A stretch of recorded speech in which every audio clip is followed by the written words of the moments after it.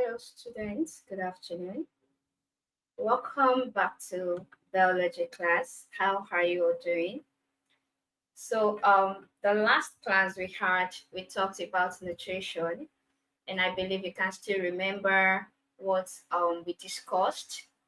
Although I'm going to do a recap of everything that we did on in our last class, and I'm going to be re-explaining some things because we had a little issue with our network that day. So I'm going to do recap of everything that we did. All right. So we talked about nutrition, and we defined nutrition as the process by which you take in food, all right, and then you use the food for energy, growth, and maintenance of life, in which you can remember that nutrition is one of the characteristics of living things. Nutrition is one of the characteristics of living things, and so it's a process whereby living organisms obtain food. Of course, you know, food is what gives life. Food gives us life. It gives us energy. If you don't take food, you won't have strength for your day-to-day activities. So, nutrition is the process by which you take food, you obtain food for energy, for growth, it makes you grow, and for maintenance of life, it helps you to survive. All right, so we talked about the modes of nutrition, whereby I gave you the modes of nutrition, modes of nutrition,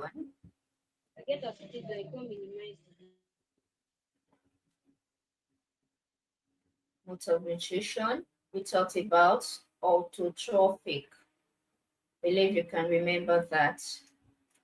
We talked about autotrophic nutrition,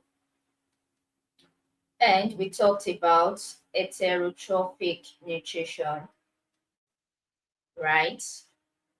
Autotrophic nutrition is the type of nutrition whereby living organisms produce their own food by themselves, all right? And that's, I gave you examples of flowering plants. I showed you different pictures of plants, different pictures of flowering plants that exhibit autotrophic nutrition. So, heterotrophic nutrition is the opposite of autotrophic nutrition. So, if organisms under autotrophic nutrition can manufacture their own food by themselves, so heterotrophic organisms cannot manufacture their own food by themselves. So, they depend solely on autotrophic nutrition. I believe you can remember that I said they are dependent on autotrophic nutrition. All right, so and we talked about different types of heterotrophic nutrition. All right, so if you can hear me, please thumbs up. If you can hear me, please thumbs up. All right, thank you, Emma. So we talked about types of nutrition. Number one, which is holozoic. I believe you can remember that. Holozoic nutrition, which I gave you example of man and some other animals. All right, because they feed on organic substance, they feed on solid organic substances. So the example is man, and most animals they belong to this category, holozoic nutrition. So, and of course, they cannot provide their own food by themselves, just like yourself. I gave an example of a man. All right, so human beings, Give we an depend on example of a plants man. All because right, so all our human food beings, comes we from plants. depend So on which means plants we are because all our dependent food on comes from plants. So um which which means means we are um dependent on we are autotrophic dependent on nutrition. We are dependent on autotrophic nutrition. Okay, so and I gave you another type of heterotrophic nutrition, which is saprophytic. Okay, which is saprophytic. Okay, which is saprophytic. So, saprophytic are dead organisms. They are organisms that feed on dead organic substances. So those are saprophytic organisms. They feed on dead organic substances. So number 2 is saprophytic. Saprophytic nutrition. All right, they feed on dead organic substances. And number 3, we have parasitic, from the word parasite. Parasitic nutrition. These ones, they live in living organisms. They live in living organisms and derive nutrients. For instance, tapeworm, roundworm inside human being. They are parasitic. All right. Sometimes you have to take drugs to kill those worms in your body because they are parasites and then they are causing harm to your system, to your body system. Do you get it now? So parasitic, they are organisms that live on other organisms and they derive nutrients from those organisms. All right. So another example is the carnivorous plant. I could remember I showed you Venus trap. All right, Venus flytrap under carnivorous nutrition, carnivorous organisms. So I showed you Venus flytrap. I could remember, whereby they try to capture insects. All right, they try to capture insects. So this set of organisms, they try to, the way they are, they capture insects and feed on it. So that is carnivorous organisms. So they feed on other small organisms and digest insects. So those are carnivorous organisms. All right. So and all these organisms, they have nutritional value. Like man, you know, man plants. So it is when you plant that you harvest what you plant. So from holozoic, we can say we get carbohydrates, get different types of food. Carbohydrates, protein, fat and oil, those are nutritional value you get from holozoic. Nutritional value you get from holozoic. Okay. So and saprophytic, they are, like I explained earlier, they feed on dead organic organisms, and some of these organisms, they provide protein, they provide vitamins. For instance, mushroom falls under this category. There are some mushroom that we eat. All right. So this also provides vitamins because some mushrooms provide vitamins when you eat them. So this is one of the nutritional value of saprophytic. All right. So they provide vitamins. And the nutritional value of parasites. What do you think parasites would do to an organism? Actually, some parasites, they help in producing herbal medicine. All right. Some produce herbal medicine like alkaloids, like anti antioxidants. There are some parasitic organisms that do that. Okay. So they help in producing herbal medicine. So that is the nutritional value of parasitic organisms. And carnivorous organisms, the nutritional value also is they help to extract nitrogen and minerals from trapped insects. Okay, like I explained, an example of um, carnivorous organism or carnivorous Yes, carnivorous organism is Venus flytrap, and I explained that they capture insects for them to feed on. So they get nutrients from this organism that they feed on. All right, they get nutrients from this organism that they feed on. So I believe we can remember everything because we discussed this last week. So today we are going to do a recap of the types of plant nutrition as well. I'm going to wipe off the board now. I believe we have a glance of what is there here. All right. So I'm going to make a recap of the plant nutrition as well. Types of plant nutrition. Okay. types of plants nutrition. All right, so number one, we talked about photosynthesis. I believe you can still remember that. So we have photosynthesis, we have chemosynthesis, we have chemosynthesis, and we have mineral requirements. These are the major types of or major terms in plant nutrition.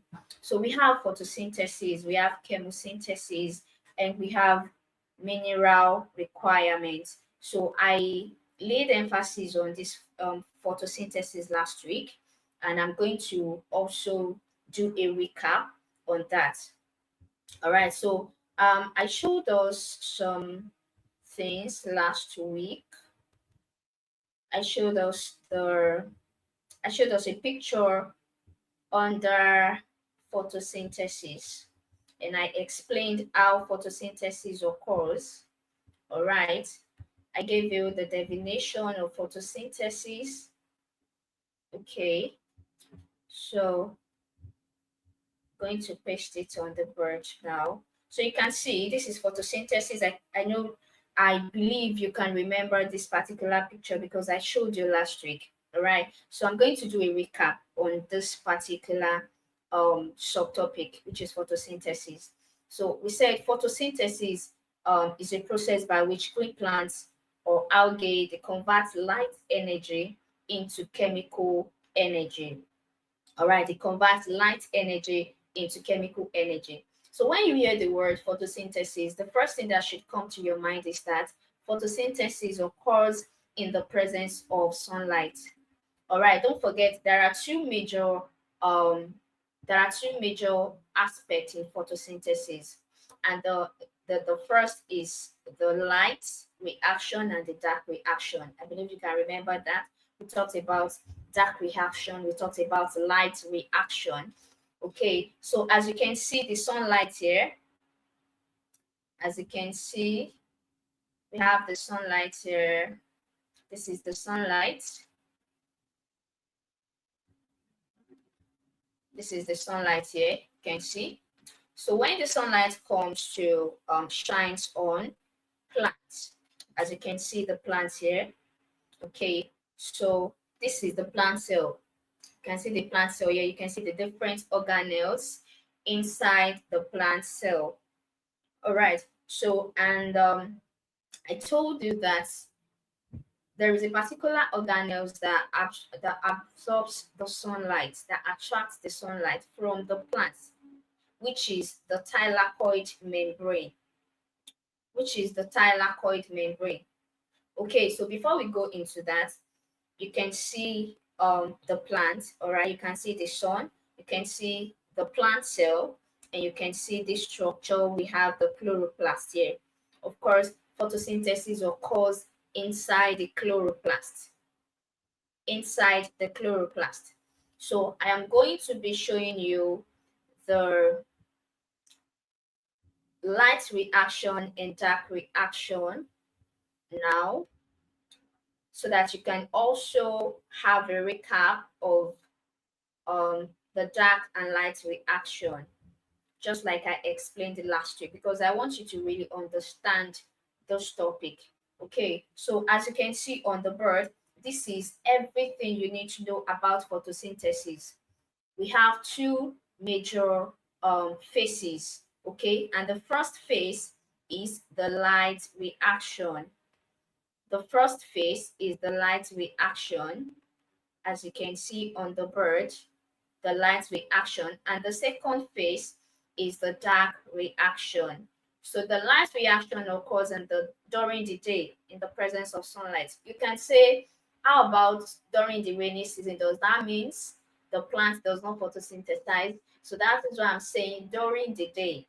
Okay, so during the day, the light reaction occurs, and at night the dark reaction occurs. So as you can see, when the light comes, Okay, so it's the this is the chloroplast. This is the structure of the chloroplast. And inside the chloroplast, you have the thylakoid membrane. You can see the thylakoid there. One thylakoid. So this is the thylakoid membrane. This is the stroma. All right. So inside the chloroplast, there are two major phases where photosynthesis occur.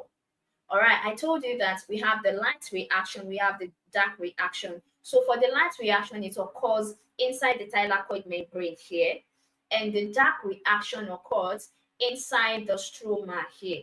If you look at this diagram very well, you'll see that at the middle here, the face here is darker than the face here. This is to tell you that the light reaction occurs here and the dark reaction occurs here. So this is where we have the stroma. The dark reaction occurs here and the light reaction occurs inside the thylakoid membrane. All right, so inside the thylakoid membrane, when the light comes, it breaks down the water molecule and oxygen is given off. Just like you can see, water molecule is your H2O. Okay, that is your water. So it's the light breaks down, the light energy breaks down the water molecule and oxygen is given off. So when the light energy, when the light shines on the thylakoid membrane, there is something that is being produced. All right, there is something that the light energy produces. Okay, so which is the ATP and the NADPH. This is the adenosine triphosphate. Don't forget adenosine triphosphate. That is the full meaning of ATP, adenosine triphosphate, and the NADPH. I also gave you the full meaning of this last week, which is nicotinamide, nicotinamide, adenine, dinucleotide, phosphate. That is the full meaning of NADPH, nicotinamide, adenine, dinucleotide, phosphate. So these two chemical energy, these two substances, they are produced from the light energy. And why are they produced? They are produced because they are needed during the dark stage, during the dark reaction. So the ATP and the NADPH needed, you can see this arrow. So it is gotten from this reaction, ATP and NADPH. So, and then it is needed during the Calvin cycle. Calvin cycle is the same thing as dark reaction. All right. So, and these two substances are produced, and then it helps to now break down the CO2, the carbon dioxide, and sugar is produced. What sugar is being produced? Your glucose. That is C6H12O6. This is the formula of your glucose. So glucose is produced. So I believe we understand. And don't forget the equation of photosynthesis. I gave you the equation of photosynthesis last week. And I'm going to also um, recap that now. Okay. So I gave you um, the equation of photosynthesis, which is, I also balanced it for you. We have CO2 plus H2O. Don't forget, why are we making use of CO2? The plant breathes in CO2, carbon dioxide. So, and then water is, they have water, they get water from the roots. All right, so this is the major reaction of um, the plant. All right, this is what you have inside the plant. Okay, so when these two comes together during photosynthesis, don't forget the light energy gotten from the sunlight breaks down the water molecule and oxygen is given off. Take note of that. So I said for the photosynthesis, the equation is this and this, and then glucose is produced, which is C6H12O6. Don't forget, oxygen is given off from water. Oxygen is your O2. However, you cannot leave it this way because it is not balanced. Remember your chemistry. So it is not balanced and you have to look for a way to balance it. All right. So what do we have here? We have 6 carbon and we have 1 carbon here. So you put your 6 here to make 6 carbons. Okay. So you also have 12 hydrogen here, but you have 2 hydrogen. Don't forget how you balance your equation in chemistry. So you put your 6 here, 2 times 6, 12. That's 12 hydrogen. So our hydrogen is balanced already. So and the oxygen, you have 6 oxygen here, and here you have 6 oxygen. Okay, so and for this you have 2 oxygen, but here you have 12 oxygen. 2 times 6, 12. You have 12 oxygen here. So what do? You put your 6 here to make it balance. So this is the full equation of photosynthesis. This is the full equation of photosynthesis. Don't forget, light energy is required here in the presence of light. Okay, so this is the summary of our photosynthesis. All right, so if you have any question, you can ask using the chat box, and we're going to visit the question after the class. All right, so if you are with me and you are getting my explanation, please type I am getting you. Type I am getting you. Okay, so we move to chemosynthesis. So for chemosynthesis is the process by which the organisms produce, they get their energy from certain chemical reactions, not from the sunlight. That is why we have the word chemosynthesis. So they get their energy not from the sunlight, not from sunlight, but from chemical reaction, but from chemical energy rather, from chemical energy. So that is why we call it chemosynthesis. So and organisms under this category are bacteria. That's an example of organisms under this category. So it does not need sunlight to produce energy. So they make use of chemical energy instead.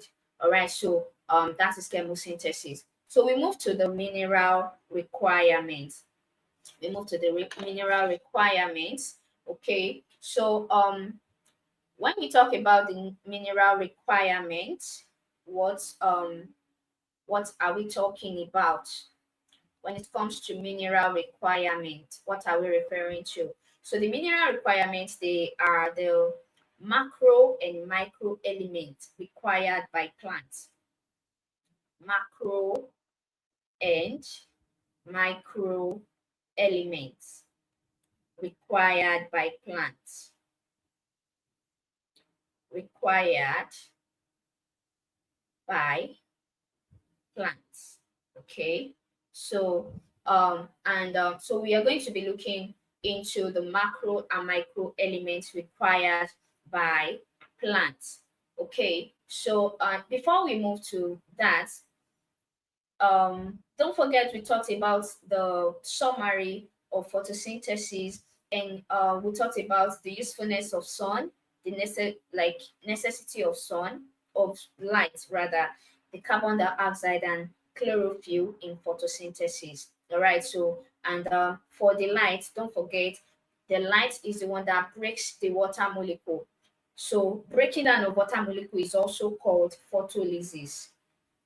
Photolysis. Okay, this is still under photosynthesis. I just remembered, and I said, okay, let me just branch here before we continue the mineral requirements. Okay, so um the major function of the light during photosynthesis is to break down water molecules, which is known as photolysis, breaking down of water molecules. All right, that is the function of light during light reaction during photosynthesis.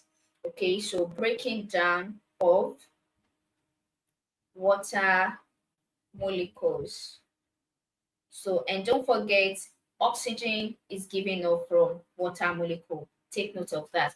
And also we have the synthesis of ATP and NADPH.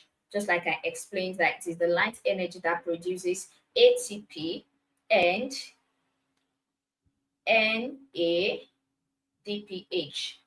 in order to use it during the dark reaction. So these two are useful for the dark reaction, and they are produced during the light reaction. Don't forget that. And for the carbon dioxide, a plant takes in carbon dioxide, just like I explained. Plants breathe in carbon dioxide via the stomata. All right. Don't forget, we human being, we breathe in using your nostrils. All right. So but then the plants, they make use of their stomata in breathing in. So they breathe in carbon dioxide instead of the oxygen in man. All right. So and the CO2, which is the carbon dioxide, combines with ribulose biphosphate to form glucose. I told you that glucose is formed. Glucose is And formed. So oxygen. the CO2 reacts with this to form glucose. All right. So that is the function of CO2. And the chlorophyll, that is the site of um, photosynthesis. That is the pigment that traps the energy. That is the pigment that converts the energy, the light energy, into the chemical energy.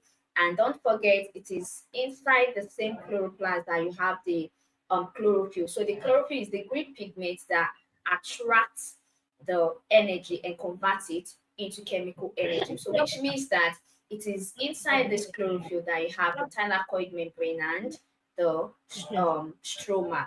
All right, like I explained earlier. So we are going into mineral requirements now. I believe you understand um, vividly photosynthesis, chemosynthesis, the equation of photosynthesis, the light and dark reaction of photosynthesis, and you can differentiate between photosynthesis and chemosynthesis. All right, so I'm going to wipe off the board now so we can have space for mineral requirements. Okay, so we are moving to mineral requirements now. Mineral requirements. That is the last phase of plant nutrition. Mineral requirements. So I said mineral requirements can either be macronutrients, let me say macro elements, and micro elements. Macro elements and micro elements. Okay. So we have micro elements. What is the meaning of macro elements? What are the macro elements? From the word macro, when we call something macro, it means it is big, it is large. All right. So macro elements, they are the elements that are needed in large amounts in plants. Okay. So they are needed in large amounts in plants. They are needed in large amounts in plants. Okay, so and we have the micro elements. We have the micro elements. So these are the opposite of micro elements. They are needed in small amounts. They are needed in small amounts. So we are going to be looking at different elements um, of macro elements and micro.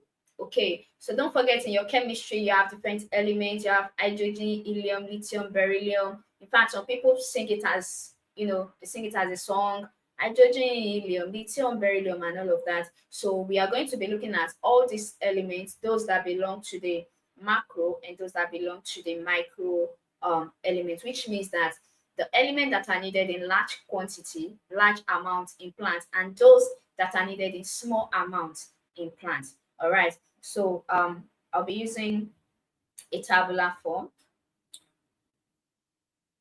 to make it simpler. So we have macro elements and we have micro elements. Okay, so for the macro elements, we have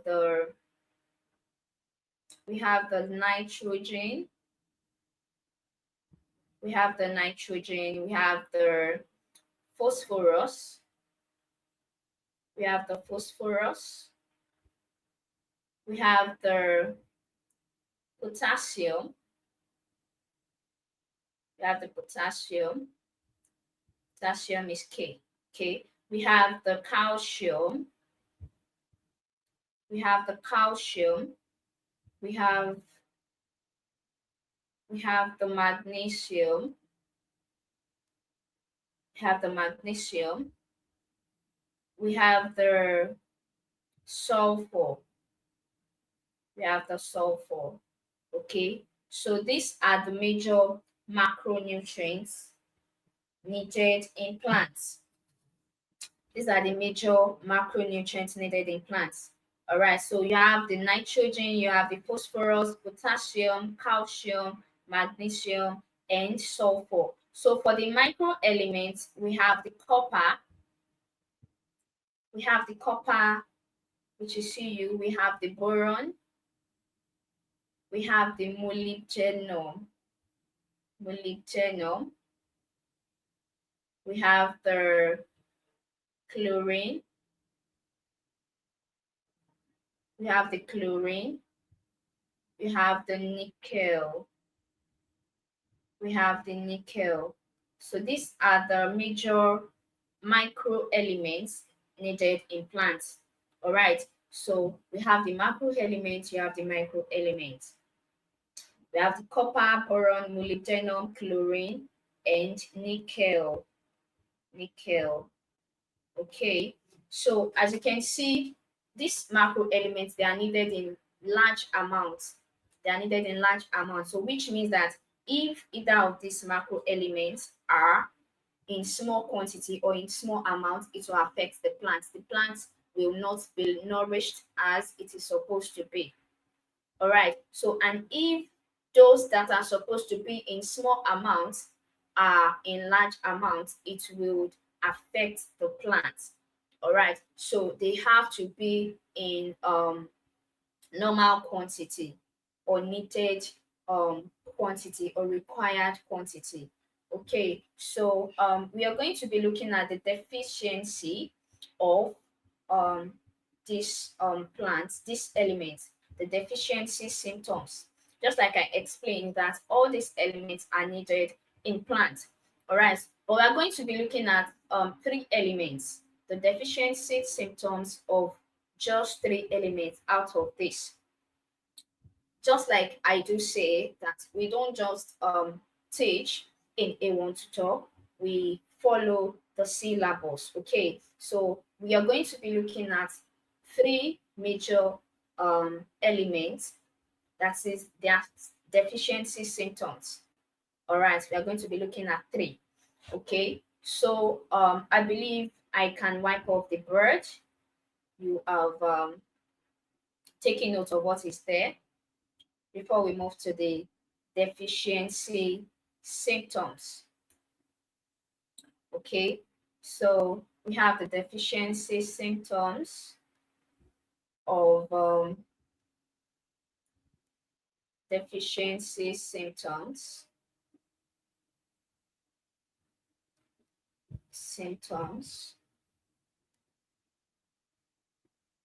of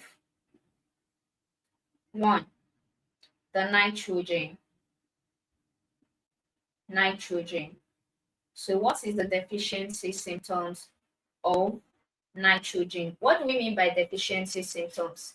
It means that if nitrogen is not, if a plant is lacking nitrogen, or if nitrogen, instead of being in large amounts, is in small amounts, what will be the symptom of that plant? A plant that is supposed to have nitrogen in large amounts but having nitrogen in small amount. What would be the deficiency symptoms of that plant? What are we going to see? What do we see in that plant that will tell us that, oh, this plant is lacking nitrogen? That is what we call deficiency symptoms.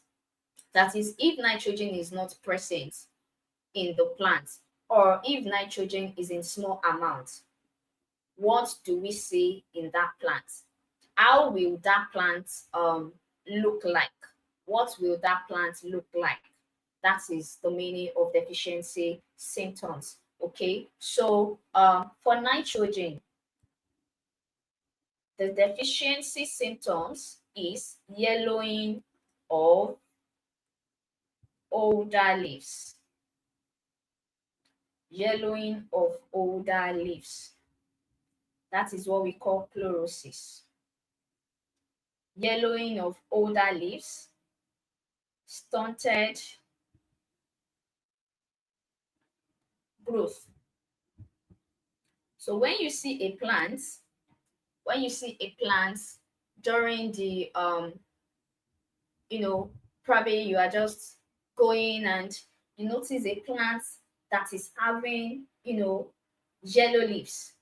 You see that the old leaves, they are becoming yellow, and the plant is not even growing well. Like, you can see that the plant is not even growing well as normal. So what comes to your mind is that this plant is lacking nitrogen. This plant is lacking nitrogen, or the nitrogen in this plant is in small amount. Don't forget, nitrogen is one of the macro elements, so which means that the nitrogen should be in large amount. So if the nitrogen is in small amount, or if the plant is lacking nitrogen, you will see the older leaves becoming yellow. Then you will see that the plant is not growing well. All right. So I hope you understand. I hope you can um, get me. Okay. So the second element we'll be looking at is phosphorus. Phosphorus. Phosphorus. Okay. So what is the deficiency symptoms of phosphorus? If a plant is lacking phosphorus, or the phosphorus is not in the right amount, what will you see in the plants? What are the symptoms that the plant will show? What are the signs you will see in the plant?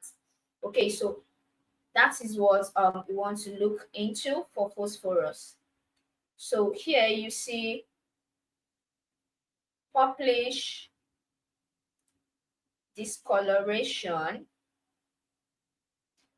discoloration of leaves, discoloration of leaves, poor root growth.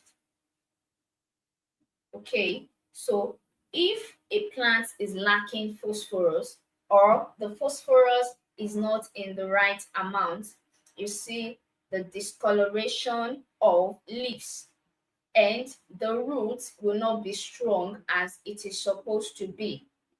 Okay, the roots will not be strong as it is supposed to be. So you have the poor root growth. All right. So another element we are looking into is potassium. Potassium. Please take note of this. Okay. For potassium, what is the deficiency symptoms? What are the signs you will see in a plant, and it will tell you that, oh, this plant is lacking potassium, or this plant or the potassium in this plant is not in the right amount. All right, so that is what we want to check. So what will happen to the plants? We have the leaf edges. The leaf edges turn brown. The leaf edges turn brown. Weak stems weak stems, yellowing between the veins, That is, if you have let's say you have the leaf as this, you have the leaf, and some you have something like this as the leaf, you see the veins becoming yellow. You see the veins becoming yellow. These are the veins. You see the veins becoming yellow. So if you notice any plants like this, probably around you, what comes to your mind is that the plant is lacking potassium, or the potassium in the plant is not in right proportion. The potassium is not in the right proportion. Okay, the potassium is not in the right proportion. So these are the three elements we are going to be looking at under deficiency symptoms. All right, this is according to the syllabus. Okay, so we are going to be looking at the nitrogen, the phosphorus, and potassium. These are the three elements we'll be looking at. Okay, so um, the recap of what we have done today is okay, I did a recap of what we did last week. We started from the nutrition. We talked about the modes of nutrition, which is the autotrophic and heterotrophic nutrition. We said the autotrophic nutrition, they are the organisms, or is a process by which organisms can manufacture their own food by themselves. All right. While the heterotrophic nutrition, the organisms cannot manufacture their own food by themselves. They are dependent on autotrophic nutrition. And we looked at the types of heterotrophic nutrition. We looked into the holozoic nutrition, that is where we have the man and some other animals. Don't forget, we looked into the saprophytic organisms, the ones that feed on dead organic substances. An example are we have the mushroom, we have the fungi. Okay, we also looked into the nutritional value. All right, so we talked about the parasitic nutrition, that is those that live on other organisms, or they live inside a host. For instance, the roundworm, the tapeworm, even the worms inside of you. Sometimes when worm is disturbing you, your parents can tell you, oh, you need to deworm. All right, so that is an example of a parasitic organism, a parasitic relationship, because you have something living inside of you that is deriving nutrients from you, but it's affecting you. So that is a parasitic relationship. That is a parasitic organism. Okay, so we also talked about the carnivorous plants, whereby I gave example of Venus flytrap, that is they attract insects, and they derive nutrient from the insects at the trap. All right, so we moved to plant nutrition, whereby we talked about the three or major terms in plant nutrition, which are the photosynthesis, chemosynthesis, and macro nutrients. All right, so normally these things they are what we have done last week, but then I want you to have a full grasp of it. That is why I am recapping it so that you can understand better. Then we move to the next topic by the next class. Okay, so we talked about the photosynthesis, that is, is a process by which organisms, or let's say by which green plants, algae, and some bacteria, they convert light energy into chemical energy. Just like I explained and I showed you a diagram how the plants attract or absorb sunlight and converts the energy gotten from the sunlight to chemical energy. Okay, so we also moved to the chemosynthesis. We also moved to the chemosynthesis, and I said the chemosynthesis is the opposite of photosynthesis because they don't make use of sunlight to produce their own energy. So they get their own food, they get their own energy from chemical energy. Okay, so they are the organisms that obtain their own food or they produce their energy using chemical energy instead of sunlight. So they don't make use of sunlight like the photosynthesis. Okay, an example is bacteria, like I said earlier. All right, so then we move to the mineral requirements, which are the macro and micro elements. Okay, so I said macro from the word macro, from the English word macro. They are the elements that are required in large amounts, in large quantity. Okay, so while micro elements, they are required in small amounts, just as the name implies. Okay, the macro are required in large amounts, while the micro are required in small amounts. And I gave the elements under some elements under the macro, while I gave some elements under the micro. For the macro, we have the nitrogen, we have the phosphorus, potassium, we have the calcium, we have magnesium, we have sulfur. And for micro elements, I gave an example of iron, manganese, zinc, copper, boron, molybdenum, chlorine, nickel. Those are some of the elements under micro. Okay, so and we move to deficiency symptoms, which is what is on the bird. All right, we talked about the deficiency symptoms of nitrogen, the deficiency symptoms of phosphorus, and the deficiency symptoms of potassium. Okay, so if you have any question that you don't understand, you can thank you, Abdul Wahab. Thank you for the thumbs up. So if you have any question that is bothering you, or thank you, Ella, for the thumbs up. So if you have any question that is bothering you, or there's something you don't really get, you can send it to the chat box so we get to treat it together. Okay, so I'm going to be giving us some questions, some past questions under this topic, and I'm going to be giving us the room to to attempt it ourselves. Okay, so you'll be sending the answer using the chat box because I want us to practice it together just to know how you understand this topic. Okay, so I am going to be pasting the question one after the other, and I want you to cooperate with me by picking the answers. Just send the answer to the chat box. I'll see it and we will do it together. All right. So here we go. So the number one question says, number one question,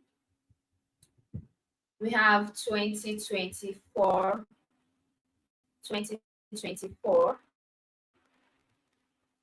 we have 2024 question here.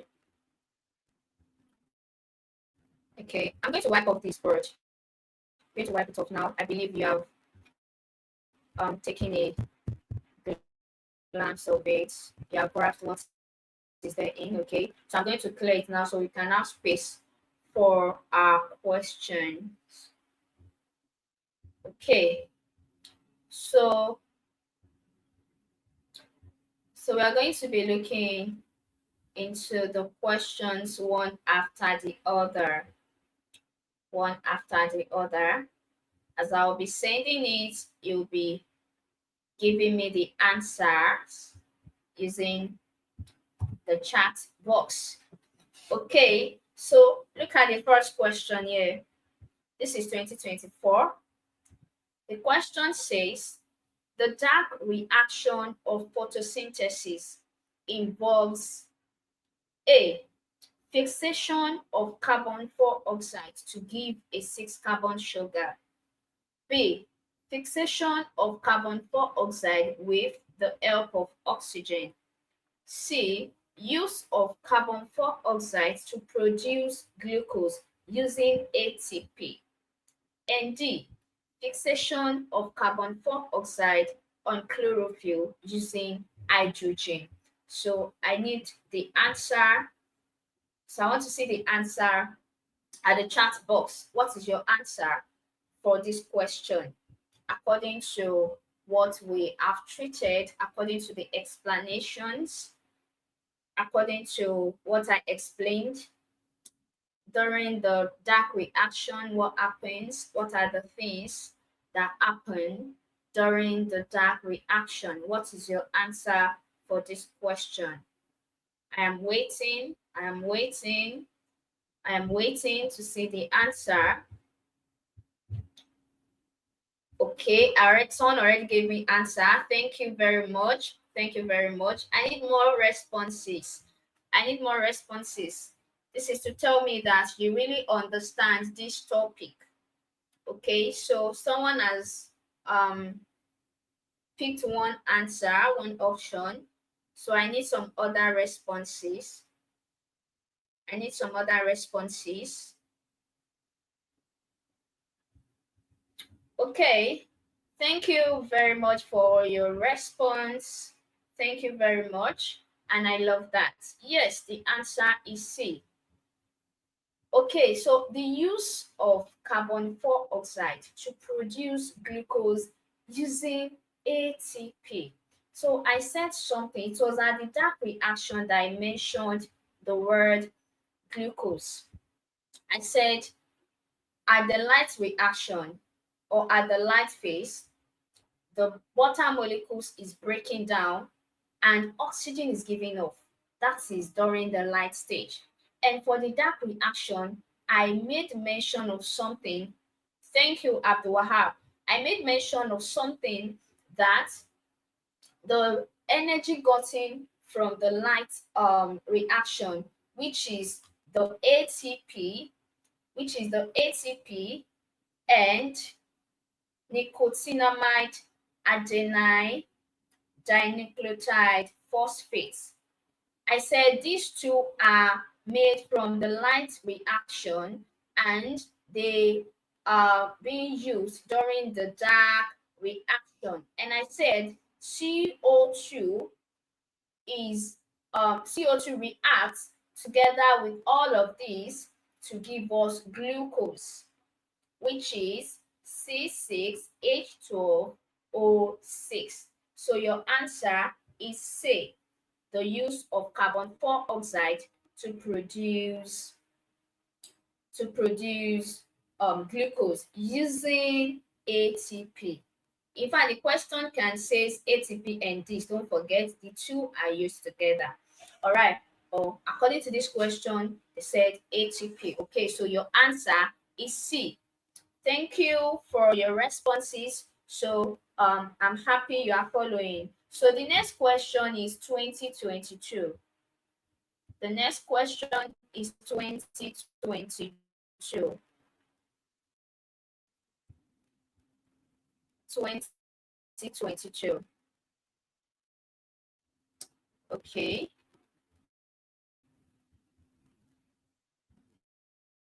2022.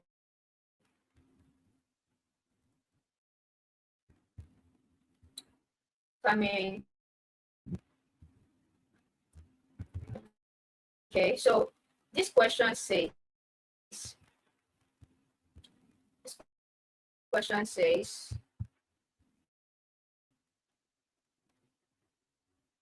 so I'm going to clear this board now.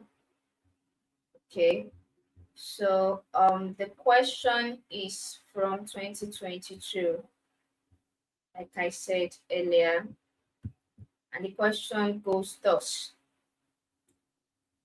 which of the following is associated with the dark stage of photosynthesis?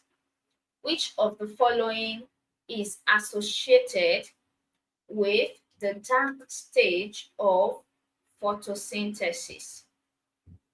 Which of the following is associated with the dark stage of photosynthesis? Number one, assimilation of carbon 4 oxide.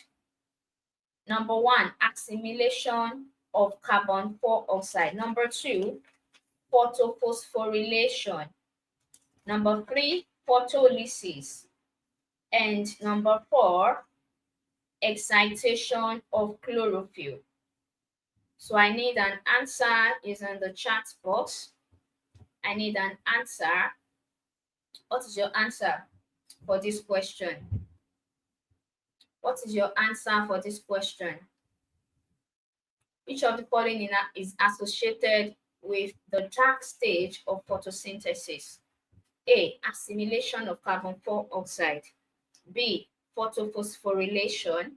C. Photolysis. And D. Excitation of chlorophyll. Because of our time, is almost the same thing as the first question that we treated. So assimilation of carbon 4 oxide, like I said earlier, I said the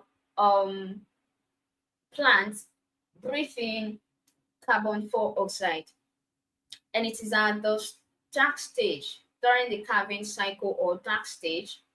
That is where the CO2 is made use of. Okay, that is where the CO2 combines or reacts with some other substances to give glucose.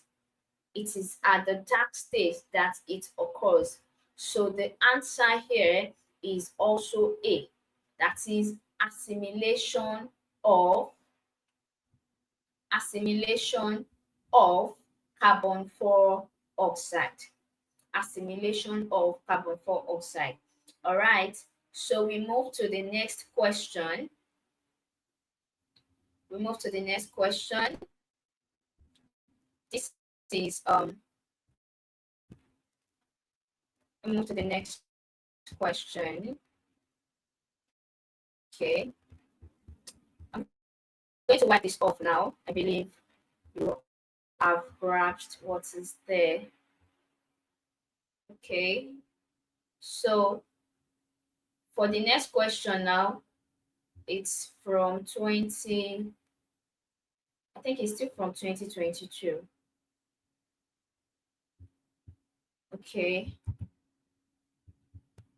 Still from 2022.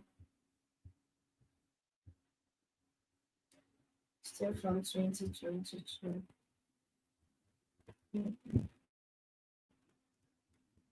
Okay.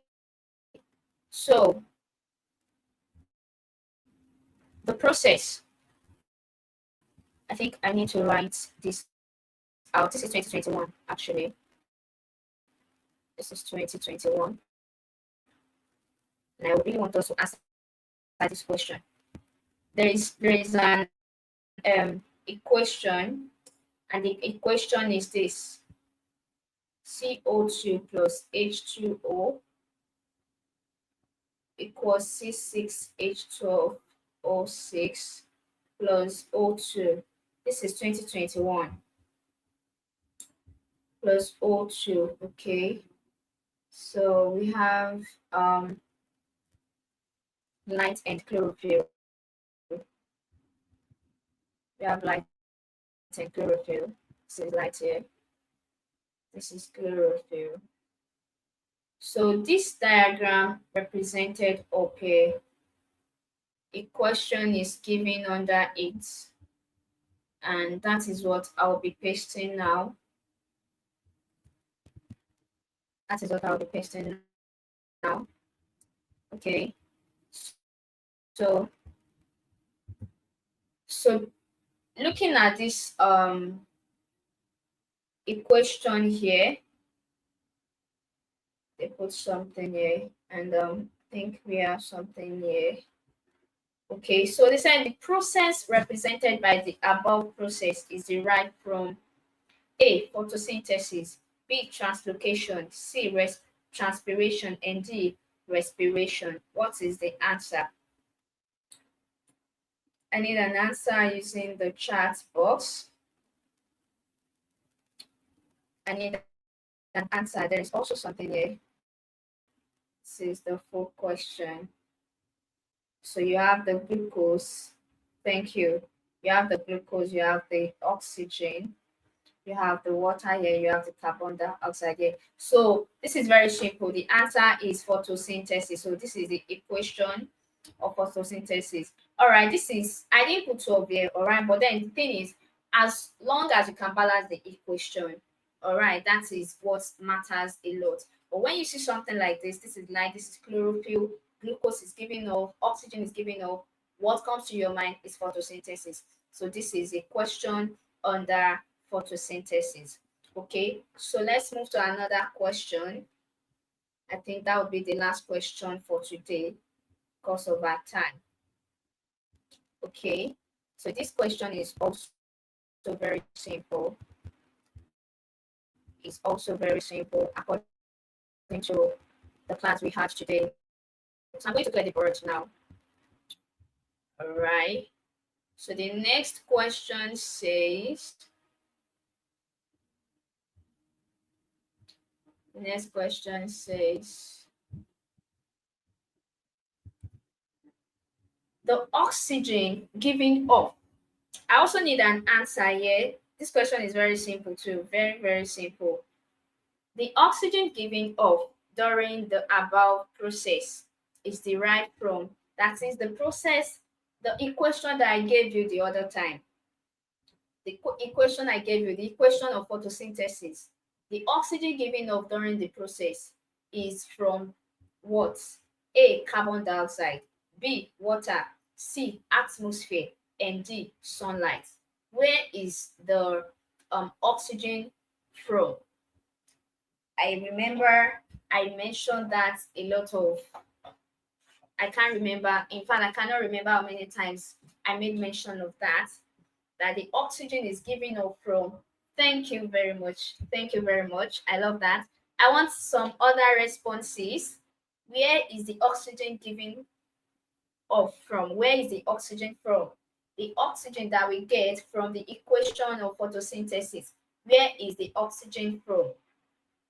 Thank you very much. So yes, the answer is water. I could remember I showed you this, I showed you a picture. I showed you the reaction of photosynthesis, and I said that the oxygen is given off from air. You can remember this diagram where I said when the light comes to, or when the thylakoid membrane absorbs the sunlight, it breaks down the water molecule and oxygen is given off. So the oxygen is gotten from water. Please take note of that. The oxygen is gotten from water. So thank you very much. I believe you all learned, you learned something, and you really gained tonight, and I hope you enjoyed the class.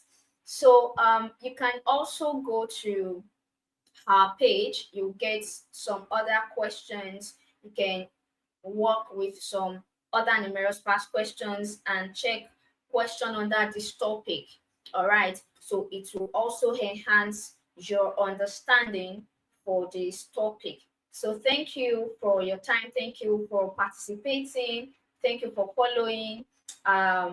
See you in the next class. Bye.